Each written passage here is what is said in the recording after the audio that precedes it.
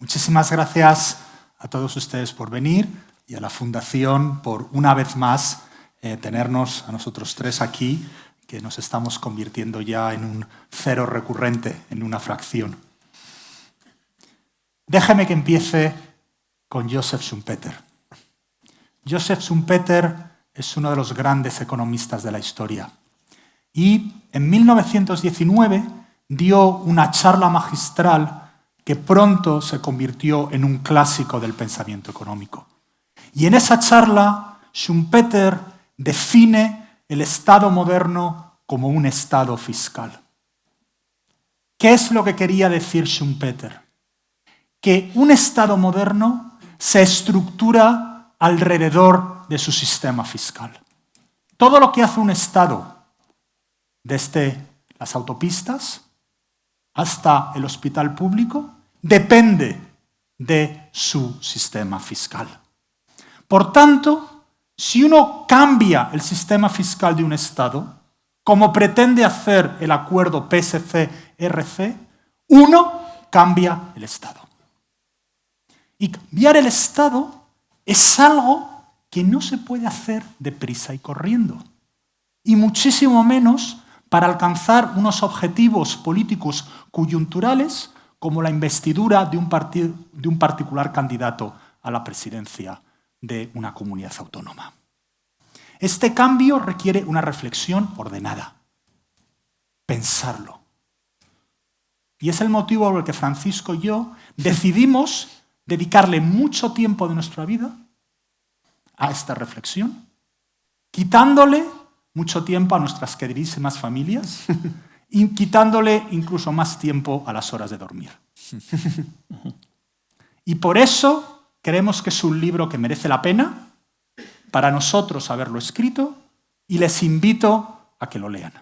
Y voy a intentar explicarles durante los próximos 20 minutos por qué es un libro que merece la pena ser leído, a pesar de no ser una novela de espías. No les voy a engañar a ninguno, ¿vale? Vamos a ver. España es un Estado autonómico. España es un Estado que tiene un nivel de descentralización territorial muy alto. Esto se puede medir de muchas maneras, pero un grupo de investigadores internacionales han elaborado una cosa que se llama el Índice de Autoridad Regional, que cubre a 96 países, prácticamente todos los países importantes del mundo. Resulta que de estos 96 países, España es el cuarto país más descentralizado del mundo, solo detrás de Alemania, Bosnia-Herzegovina y la India. Y estamos a punto de adelantar a la India. Somos un país más descentralizado que países explícitamente federales como Austria, como Bélgica, como Australia, como Estados Unidos, como Canadá. Esto se puede ver de muchas maneras. Les voy a dar dos maneras. La primera es quién se gasta el dinero en nuestras administraciones públicas. De cada 100 euros que se gastan las administraciones públicas en España, 32,5 se van a pensiones. Un tema que, por cierto, no es independiente de la financiación territorial. Después tenemos 32 euros que se van a las comunidades autónomas. El Estado central, la Administración Central del Estado, solo gasta 24 euros.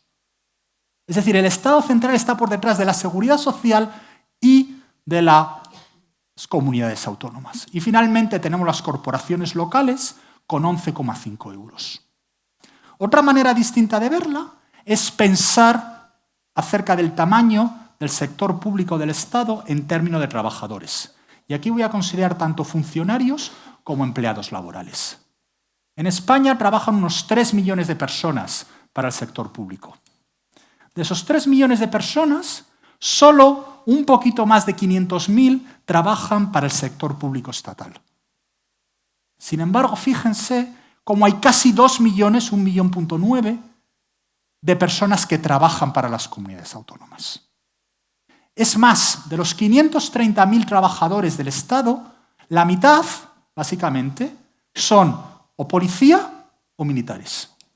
Con lo cual, si uno se encuentra aleatoriamente con un empleado público, solo hay un 8% de probabilidad de que sea un empleado de la Administración Central del Estado que no sea policía o militar. Realmente la cantidad de gente que queda trabajando para la Administración Central del Estado es muy pequeña. Ahí tienen a uno. Bueno, ¿por qué las administraciones públicas, las comunidades autónomas gastan tanto y tienen tantísimos empleados? Bueno, pues por un motivo muy sencillo. Porque las comunidades autónomas suministran 3 de las 4 patas del estado del bienestar. De cada 100 euros que se gastan las comunidades autónomas, 41 son la sanidad. Si yo me pongo malo en Mieres, voy al hospital del Servicio Asturiano de Salud. Eso está pagado y gestionado por el Principado de Asturias. Segundo, la educación. Si yo voy al colegio en Zaragoza, es un colegio gestionado y pagado por Aragón. Y finalmente, las prestaciones sociales, dependencia y similares. Si se fijan, una vez que quitamos estas 3 patas, no queda prácticamente nada, solo un 23%, o 23 euros de cada 100. Y de hecho, de esos 23 euros de cada 100 son cosas como, en el País Vasco y Cataluña la policía autonómica y en el resto de las comunidades cosas como las carreteras autonómicas. Es decir, hablar del sistema de financiación autonómica es hablar de la estructura básica de nuestro estado del bienestar. Es hablar de sanidad, es hablar de educación y es hablar de prestaciones sociales.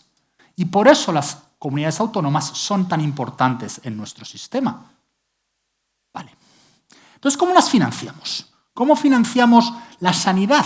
¿Cómo financiamos que el señor que va a Mieres a que le miren el dolor de estómago tenga un médico que le pueda atender? Bueno, pues esto lo hacemos de 2 maneras diferentes.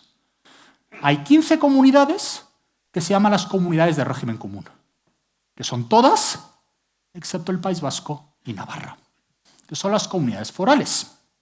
Lo hacemos también a través de financiación regular, que es la que les voy a explicar hoy, y financiación extraordinaria. Tienes la DANA y tienes que dar un dinero especial en Valencia. Esta no es tan importante y además, como su nombre indica, varía de año a año y podemos olvidarnos de ella. El gran problema que hay en España, y estos 3 últimos días que he hecho una auténtica tormenta en X me he dado cuenta, es que el 99% de la gente no entiende el sistema de financiación autonómico. Y en el libro hemos hecho el esfuerzo más fuerte que hemos podido de intentar ser lo más pedagógico para explicar el sistema. No tengo mucho tiempo hoy, con lo cual voy a simplificar un poquito. Perdónenme si ustedes saben más de este tema. Déjenme que les explique primero el régimen común, el régimen de Madrid, el régimen de Asturias, el régimen de Cataluña, el régimen de Andalucía. El régimen busca el siguiente objetivo. Acuérdense, lo que queremos es dar sanidad, educación y prestaciones sociales. Y lo que queremos, porque es lo que nos pide la Constitución, es que esos servicios públicos esenciales sean iguales en toda España. Hombre, iguales nunca van a poder ser, pero aproximadamente iguales. ¿Vale? Y por tanto hemos diseñado un sistema que le va a dar a todas las comunidades autónomas la capacidad de ofrecer esos servicios, dada su población, pero vamos a ajustar la población. Vamos a decir, miren ustedes, en Galicia la población está muy envejecida, con lo cual a los gallegos hay que darles un poquito más. Y en Galicia además, porque la sanidad cuesta mucho de los mayores, además en Galicia la población está muy dispersa, con lo cual cuesta más organizar colegios que tienes 10 muchachos que no aquí en Madrid, que tienes ahí un instituto que metes a 500 sin ningún problema. ¿Vale? Eso se llama la población ajustada.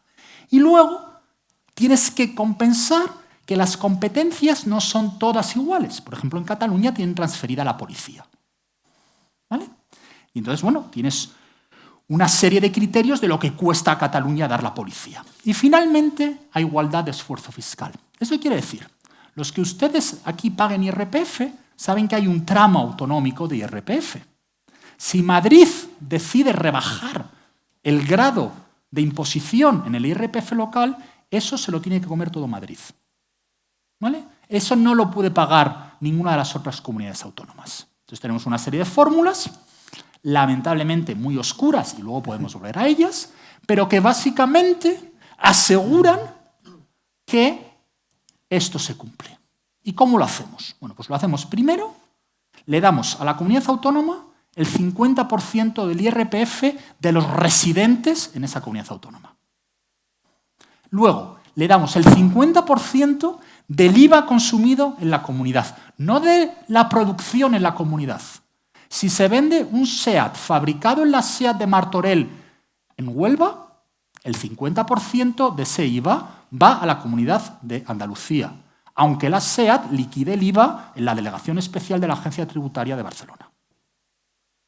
Luego, hacemos lo mismo con los especiales, el 58%, los impuestos a la gasolina, por ejemplo.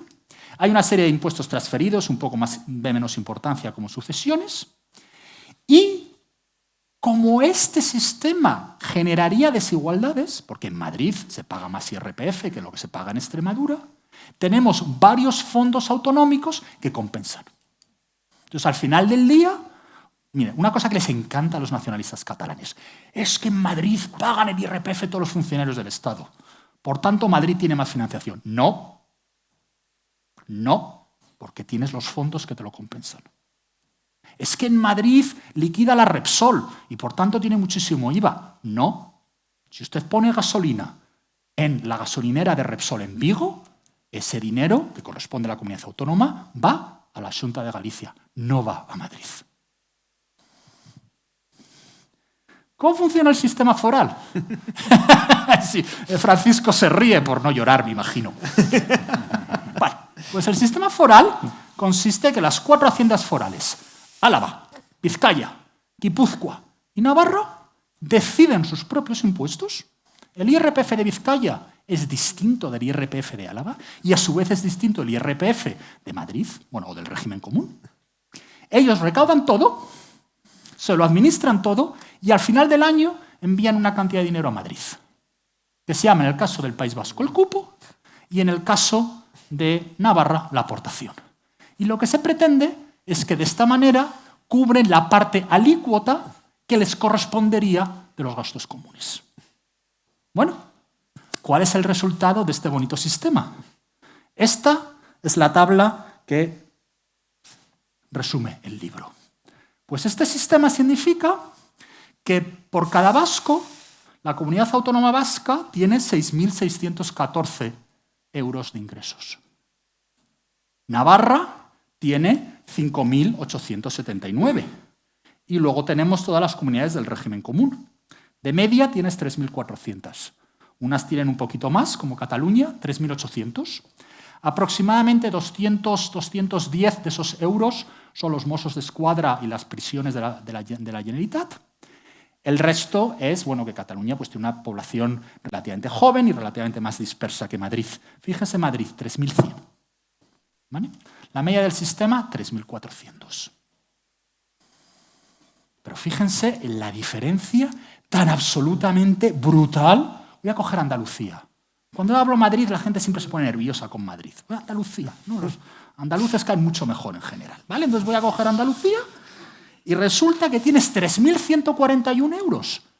¿Por qué Andalucía recibe 3.141 euros para dar sanidad a los andaluces cuando los vascos tienen 6.642 euros?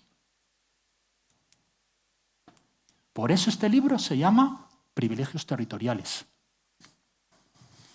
Eso se traduce en el gasto. El gasto no es exactamente igual a los ingresos que les he enseñado, por lo que les decía antes, hay financiación extraordinaria, hay una serie de fondos europeos y además hay déficit, pero se ve de nuevo en el gasto. Resulta que yo soy Navarra, pues puedo gastar 7.800 euros al año, pero yo soy Andalucía, solo me puedo gastar 3.400. Por cierto, todos estos datos son del Ministerio de Hacienda, ¿eh? No hemos hecho nada raro. Hemos hecho esta cosa absolutamente increíble que raramente se hace en España, que es poner en Google ministeriodehacienda.es, le hemos pinchado, ha salido el documento y lo hemos leído. Sé que en España esto cuesta mucho, pero lo hemos hecho. O sea, estos datos no los hemos inventado nosotros. ¿Qué es lo que tienes? Básicamente tienes dos comunidades autónomas que tienen claramente una sobrefinanciación, que reciben muchísimo más dinero para cubrir sus necesidades que el resto de las comunidades. De hecho, es mucho peor, porque aparte de la financiación autonómica, lo que tienes es que el País Vasco tiene un déficit de pensiones contributivos absolutamente brutal que no entra en el cálculo del cupo. Como le decía esta mañana un nacionalista catalán, no es España nos roba, es Bilbao nos roba. Si tú estás pagando IRPF en Barcelona, estás pagándole la pensión a uno de Bilbao. Pero si tú pagas el IRPF en Bilbao, no estás pagando la pensión de nadie en Barcelona. El régimen común, por otro lado, sin ser perfecto y tener muchos problemas, es relativamente sensato. Y es relativamente sensato porque lo que busca es que podamos suministrar los servicios públicos comunes a todos. Se podría actualizar, se podría hacer más transparente y en el libro explicamos cómo se puede hacer así, pero no es un mal sistema. Vale. Otra lección. Madrid y Cataluña tienen lo que les tiene que tocar. Madrid 3.100, Madrid ha bajado impuestos, con lo cual recibe menos dinero. Cataluña 3.800, un poquito más porque tienen la seguridad ciudadana, pero tienen lo que tienen que tener. Hombre, ¿podemos discutir si Cataluña merecería 20 euros más? Hombre, pues sí, pero estamos hablando de 20 euros arriba a 20 euros abajo. Cataluña no tiene un problema de ingresos. Cataluña tiene un problema de gastos. Y una de las partes más bonitas del libro, desde mi perspectiva, es que Francisco y yo hemos hecho una cosa que no ha hecho nunca nadie en España, al menos que yo sepa, que es bajarme el presupuesto de la Generalidad de Cataluña, el presupuesto de la Comunidad de Madrid, corregir un poquito el presupuesto de la Comunidad de Madrid para que la población sea igual, es decir, hay que incrementar, sería el presupuesto virtual de un Madrid que tuviese la misma población que Cataluña, y mirarlo línea a línea. Déjeme que salte a la siguiente. Se queda un pelín cortado, es una pena, pero básicamente Madrid, si tuviese la población de Cataluña, gastaría 32.000 millones de euros al año, Cataluña gastaría 47.000 millones. Gasta. ¿Y por qué Cataluña gasta 15.000 millones más que Madrid? En parte es por cosas relativamente razonables. Como decía antes, por ejemplo, ven ahí línea 12, seguridad ciudadana e instituciones financieras. Pero hay otras que son un poquito menos razonables. Una, que sin ser mucho dinero, creo que lo demuestra todo. Política exterior. Hombre, ¿cómo puede ser posible que Madrid o Cataluña gastan en política exterior cuando no tienen ninguna competencia? Hombre, Madrid no gasta mucho, algo menos de 4 millones de euros al año. Me imagino que esto es algún stand que tendrá la Comunidad de Madrid en la Unión Europea o algo así. Pero es que Cataluña se gasta 72 millones. O fíjense en pensiones. Dice, ¿pensiones? ¿Cómo puede ser posible que haya pensiones? Si las pensiones no están transferidas. Bueno, ¿sabe cuál es el mejor chollo que hay en España? Ser antiguo presidente de la Generalitat de Cataluña. Y la pensión más alta de todo el sector público en España. Pero no solo es lo anecdótico. Cataluña es que se gasta mucho más en sanidad. Es que Cataluña se gasta mucho más en educación que Madrid. Si esto está muy bien, si tú te quieres gastar más en sanidad o te quieres gastar más en educación, está fenomenal. Pero no hagas que te lo pague yo. ¿Y por qué se gastan tanto? Pues se gastan tanto porque Cataluña, desde que alcanzó la autonomía, ha estado organizando una estructura de protoestado. Ellos no han intentado organizar una comunidad autónoma, como hizo Madrid, o Aragón, o Castilla-La Mancha, o Andalucía, o Extremadura. Ellos han intentado construir desde el primer día una estructura de Estado. Y esto cuesta mucho. Y resulta que no les llega. No es que reciban menos, es que se gastan más. Entonces, ¿cómo sale la élite político-económica catalana de esta situación? Dice, podemos reducir gasto, pero claro, esto es muy complicado. O podemos ir y fijarnos en los vascos y los navarros. Dicen, no, si estos tienen privilegios, ¿por qué no yo? Por eso llamamos el sistema foral el tumor foral, porque genera la envidia de los otros territorios que dicen, ¿y por qué yo no también? Claro, tú esto no lo puedes llamar como un cupo catalán, aunque nosotros lo hacemos en el libro. Lo tienes que llamar financiación singular para que los periodistas incautos caigan en creer que esto no tiene mayor secreto. Pero no es nada más, el pacto PSC-RC no es nada más que el intento de las élites político-económicas catalanas de intentar solucionar las contradicciones inherentes a la estructura de protoestado que han intentado crear desde 1978. Y quieren que las paguemos los demás. Y lo que intentamos argumentar en el libro es que, paradójicamente, esto será malo para Cataluña y para el resto de España. Tenemos un decálogo de consecuencias, que voy a ir muy rápido. ¿Qué es lo que ocurrirá? Quieren fracturar la agencia tributaria. Esto es una locura. Esto va a generar un descontrol absoluto de la recaudación, va a incrementar el fraude, va a incrementar las complicaciones tributarias de los contribuyentes. Va a tener problemas de encaje constitucional, va a haber 1000 demandas judiciales, va a tener conflictos con la Unión Europea, uno detrás de otro. Y lo más gracioso de todo es que al final del día no va a ser para mucho, porque va a ser por unos 7.000. En el mejor de los casos, si calculásemos un cupo para Cataluña bien calculado, solo salen 7.000 millones más, de los cuales nos dicen que quieren pagar una cuota de solidaridad. Con lo cual, si quieren poner una cuota de solidaridad de unos 4.000 millones, les van a quedar unos 3.000 y pico millones, sin contar toda la pérdida de recaudación que va a haber. Pero eso no queremos aventurarlo. Claro, lo que ellos están pensando no es eso. Lo que ellos están pensando es que la cuota de solidaridad va a ir desapareciendo con el tiempo. Hoy son 4.000 millones, pero en 2028, cuando el Partido Nacional de Regeneración Reformista necesite 3 diputados en el Congreso de los Diputados, el Partido Catalán de Intereses Nacionales va a decir sí, pero me bajas la cuota de solidaridad a 200 millones. Y 200 millones los metes en el presupuesto en cualquier sitio de un año para otro. Con lo cual te vas a encontrar que para el 2050 la cuota de solidaridad sea 0. Bueno, hay gente que ha defendido esto con la idea de que pero podríamos tener cupo para todos. Bueno, esto no ni voy a entrar en la discusión porque es algo tan absurdo, es tan lunático. Yo lo estaba pensando esta mañana, ¿podría alguien como Maduro defender esto? Yo creo que ni Maduro podría defender la idea de un cupo para todos. Y saben que Maduro no es mi personaje favorito. Si al final le damos a Cataluña más dinero, esto solo va a poder ser o subiendo los impuestos, o bajando otros gastos, o generando déficit. Pero claro, el déficit, tarde o temprano, hay que pagarlo. Déjeme que me salte el final de ordinalidad y consorcio de inversiones, pues son cosas un poco más técnicas. Solo quería decir una cosa. Cataluña tiene un problema muy grave de crecimiento económico. Cataluña está estancada. Pero el estancamiento de Cataluña relativo con el resto de España no tiene nada que ver con el sistema de financiación autonómico. Tiene que ver con que Cataluña lleva 40 años decidiendo malas políticas económicas. Y lo que están intentando hacer las élites catalanas es venderle a los votantes y a los ciudadanos de Cataluña que esto se va a resolver con un sistema distinto de financiación. No, lo único que vas a hacer es perjudicar a los catalanes. Nosotros no hemos escrito este libro porque nos caigan mal los catalanes. Nosotros hemos escrito este libro precisamente porque queremos lo mejor para Cataluña y para toda España. Muchas gracias.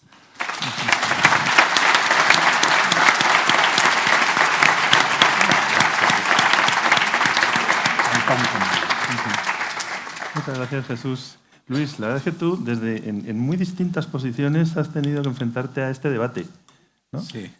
Con lo cual nos interesa mucho tu reacción al libro y en algún viaje en coche por comunidades forales con Paco de la Torre en particular nos tuvimos que enfrentar a las entrevistas en las radios y televisiones vascas y navarras, efectivamente. Bueno, yo suelo decir para empezar que no he venido aquí para hablar de mi libro, estarán contentos al escucharlo.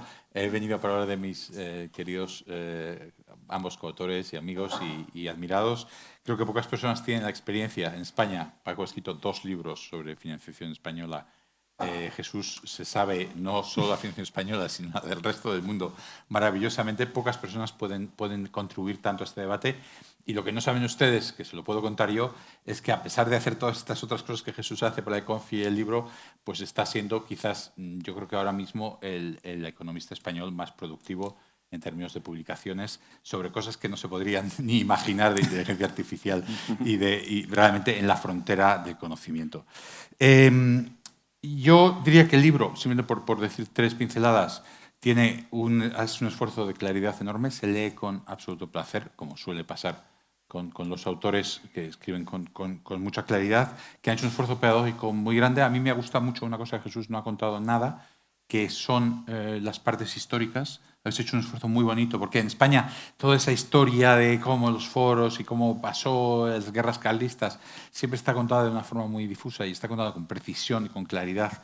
Y entonces uno ve muy bien cómo la disposición adicional, de dónde viene y cómo fue evolucionando toda su historia. Y son personas de números, no de letras. En España el debate político lo hacen personas de letras, entonces siempre se habla de esto es mucho, esto es poco, nos roban. Claro, nunca, si no hay ningún número, pues no sé si es mucho o es poco.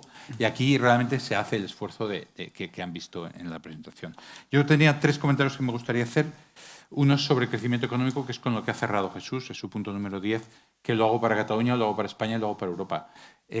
Mientras España está enfrescada en todos estos debates distributivos, porque básicamente llevamos años, y no quiero entrar en política aquí, o en política de partidos, ¿no? Pero llevamos años muy metidos en esto a mí, de qué hay de lo mío, cuánto me toca, cuánto les toca a estos, cuánto este grupo demográfico, etc.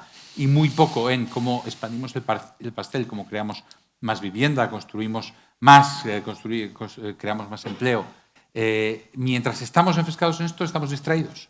Mientras estamos discutiendo sobre si Andalucía o Cataluña o sobre quién paga mucho, quién paga poco y cómo volvemos, todos nuestros gobiernos autonómicos, toda nuestra atención está en esto.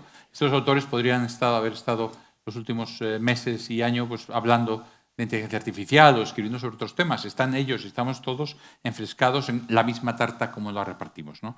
Pero hay un segundo tema que es crucial en Europa y en España, que es la fragmentación. A medida que fragmentamos los mercados, que vamos poniendo barreras entre nosotros, nos dice Trump que va a poner unas barreras y caen los mercados en todo el mundo. Y todo el mundo que no sabía nada de comercio internacional y de cómo funciona el comercio se ha dado cuenta de que si un país te pone una barrera, creces menos y ha sido un verdadero derrumbe. Lo han visto todos ustedes.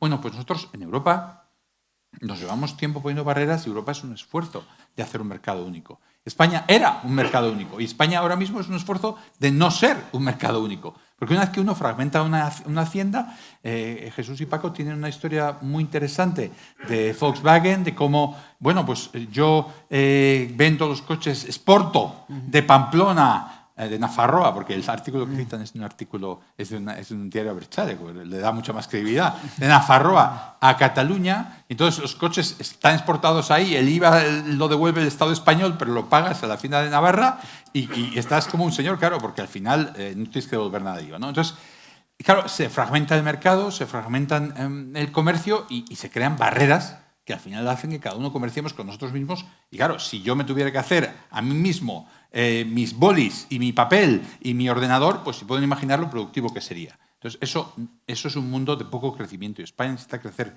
Y este es mi segundo comentario. España tiene un problema gravísimo que está muy imbricado en el tema del libro, que es nuestro envejecimiento poblacional, nuestra demografía. Nuestra demografía es mala y en un momento en el que, si creamos un sistema en el que la solidaridad entre los territorios sufre, resolver el problema de la demografía va a ser mucho más complicado. Les pongo un ejemplo muy sencillo. Si yo soy un pensionista de Bilbao y me manifiesto, ¡wow! Más pensiones, más pensiones. Soy el pensionista que más gana de España, gano mucho más de media que los trabajadores, pero me parece que gano poco. Me manifiesto. Muy bien. Consigo que suban las pensiones porque el PNV se pone firme en Madrid. ¿Saben cuánto le toca pagar al País Vasco de esas pensiones adicionales? 0. Los pensionistas vascos pueden pedir las pensiones que quieran, porque esas pensiones no se pagan en este momento, y el libro lo explica con muchísima claridad, por el gobierno vasco, porque el déficit de las pensiones se está pagando por vía impositiva y como el cupo no se ha revisado y estamos creando deuda para financiar esas pensiones sin financiar el cupo, todo lo que se paga de pensión adicional por la Seguridad Social en el País Vasco viene de las otras 15 comunidades autónomas y no de esa. Con lo cual, la presión para resolver los problemas de pensiones que tiene el PNV es cero. A ellos, oye, cuanto más alta, mejor, y nosotros no tenemos que resolver nada.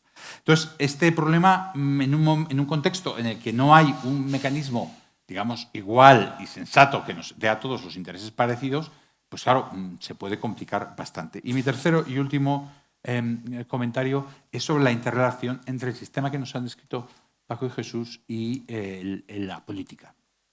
Y este es un problema que yo no creo que nadie en el 78 y en el 81 y en los varios momentos que ellos comentan valorara con cuidado, que es la inconsistencia temporal de la que hablan con mucha atención y con mucho conocimiento.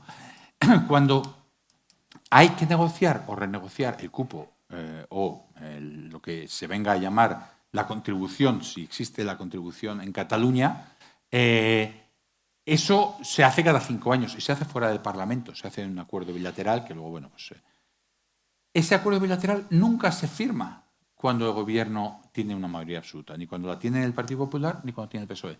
Como es lógico, el PNV, que no es tonto, espera a que sus votos sean necesarios para una investidura para negociar ese cupo. Con lo cual, el cupo cada año va siendo más pequeño y, de hecho, hasta el momento en el que se ha convertido en negativo, porque tanto los intereses de la deuda como las pensiones y la seguridad social, como el cálculo del IVA, el libro lo explica con precisión, no se actualizan y se hacen de maneras completamente políticas. Entonces, esto, si sucediera con Cataluña también, lo que supondría es que cada X años, cuando conviniera, se negociaría una nueva contribución que siempre sería necesariamente a la baja. ¿Por qué? Porque tienes dos tipos de actores aquí. Es muy interesante la dinámica. Tienes un actor a muy corto plazo, que es un gobierno que necesita una investidura mañana y que lo único que vota es, si se acuerdan del acuerdo del 96, es una sola cosa, que es que tú me inviertas a mí. Y el otro lado lo que quiere son una lista de 300 competencias, de 200 cosas de dinero adicional, etcétera, que son todas para siempre.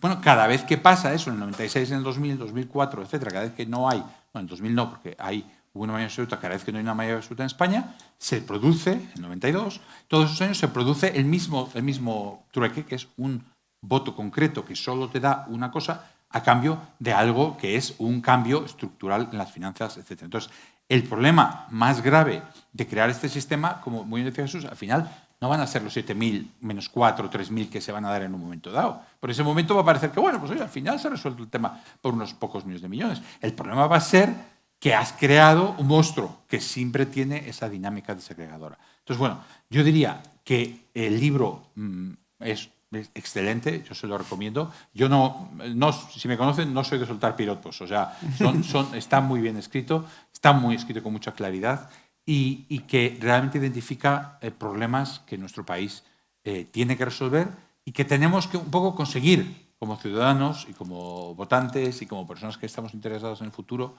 conseguir apretar a nuestra clase política y a nuestras instituciones para que estas cosas pasen de las habitaciones oscuras donde se negocian a las prioridades.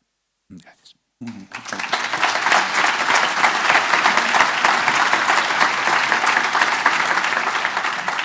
Francisco, tú tienes una perspectiva única. Has estado en el ámbito de la política y de la función pública profesional. Sí, además escribo libros, en fin, me complico mucho la vida. Pues mis primeras palabras hoy aquí son de agradecimiento por un libro que, en fin, que como dice mi editor y sabe perfectamente, y mi mujer no quería escribir. Vamos a ver. Bueno, quiero agradecer en primer lugar a todos ustedes que han venido aquí a estar una tarde oyendo hablar de financiación autonómica. Muchas gracias. Además, evidentemente a los que se han leído el libro les haya parecido bien o no, porque han invertido su tiempo y como yo escribo para que me lean, pues estoy muy contento y Jesús también. Y luego, por supuesto, a la Fundación Rafael del Pino y a Luis por venir aquí, por presentar... Bueno, que esto de tener un ex jefe que venga aquí a hablar bien del libro que uno escribe, pues está muy bien. O sea que muchísimas gracias. Bueno, yendo al libro, y no quiero reiterar lo que ya han contado los anteriores, pero voy a tirar del hilo de varias cuestiones. Bueno, en primer lugar, crecimiento y fragmentación. la realidad... hemos escrito este libro, yo voy a confesar al final que también un poco tengo algo de político al haber escrito este libro, pero en primer lugar como economista. Y como economista, una de las cosas que uno aprende a lo largo de los años, y en fin, ya no soy joven desgraciadamente, es que la fragmentación económica conduce sistemáticamente a menor crecimiento económico. Y la fragmentación hacendística conduce a menos crecimiento económico. Y por tanto, esto es una mala idea. Y la fragmentación de Trump con los aranceles sigue siendo una mala idea. Y esto...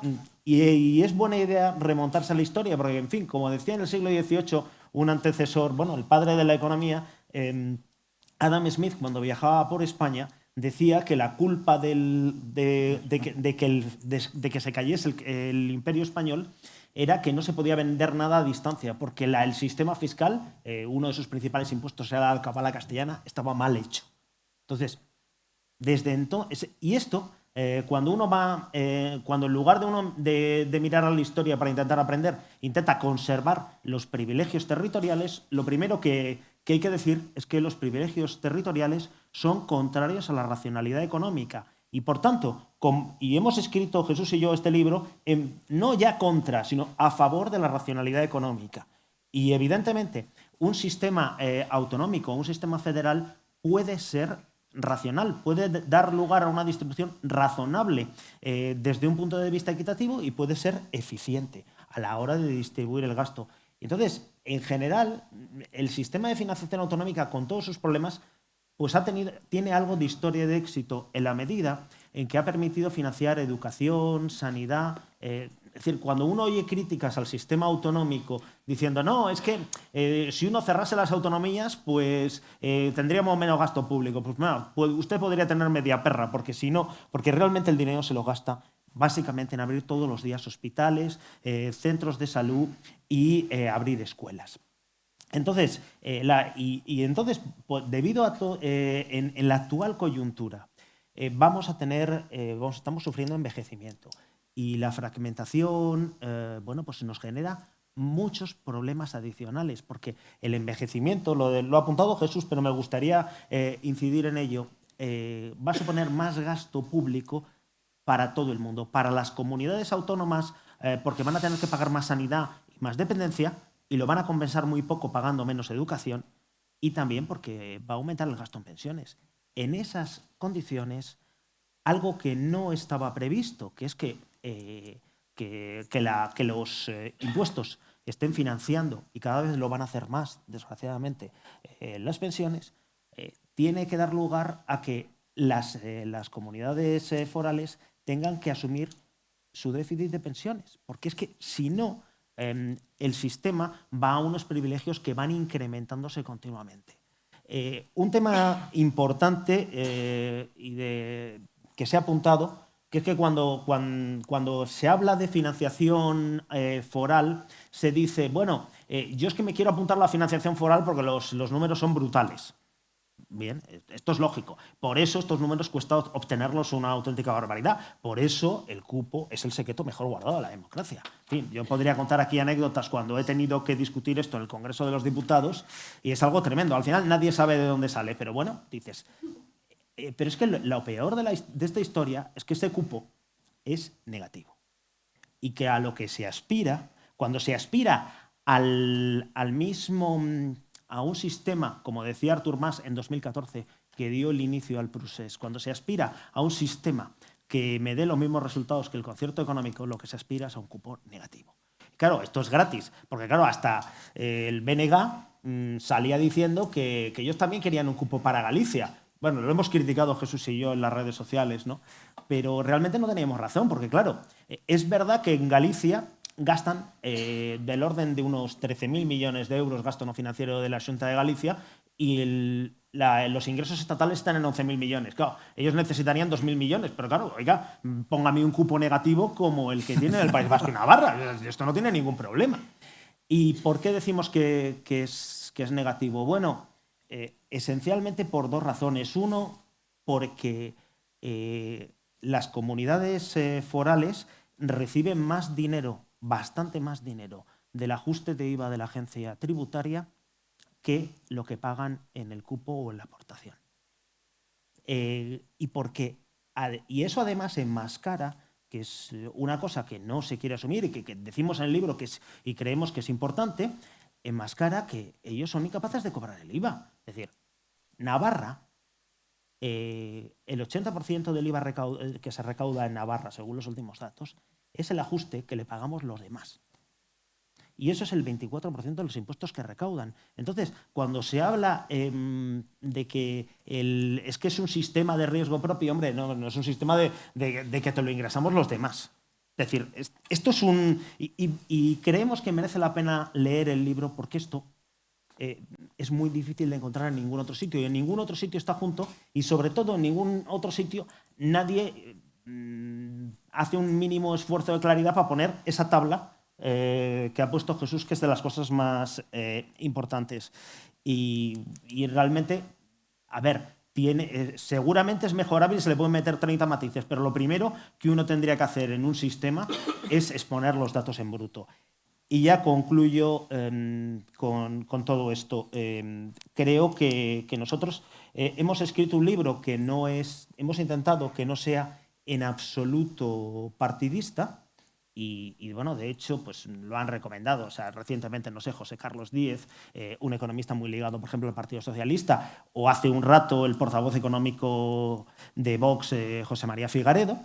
Es decir, que no parece ser que tengan mucho en común, pero sí que es un libro que está a favor de la racionalidad económica, en contra de los privilegios territoriales, no solamente porque sean injustos, sino porque perjudican y fragmentan y perjudican el crecimiento económico y el bienestar de todos. Y, sobre todo, un libro que intenta hacer, que también merece la pena más allá de la coyuntura, que nos preocupa muchísimo, para qué vamos a decir otra cosa, de que el sistema foral se extienda a Cataluña simplemente porque no lo podemos pagar. Nos preocupa más allá de esa coyuntura. Creemos que en algún momento había que poner todos estos datos encima de la mesa, porque todos como ciudadanos percibimos servicios públicos y pagamos impuestos y nos merecemos un esfuerzo por parte de algunos que tengamos un rato de intentar explicar una cosa que nos afecta sustancialmente a todos y que debería ser decidida entre todos. Y lo primero, obviamente, con datos, que es lo que intentamos hacer en este libro.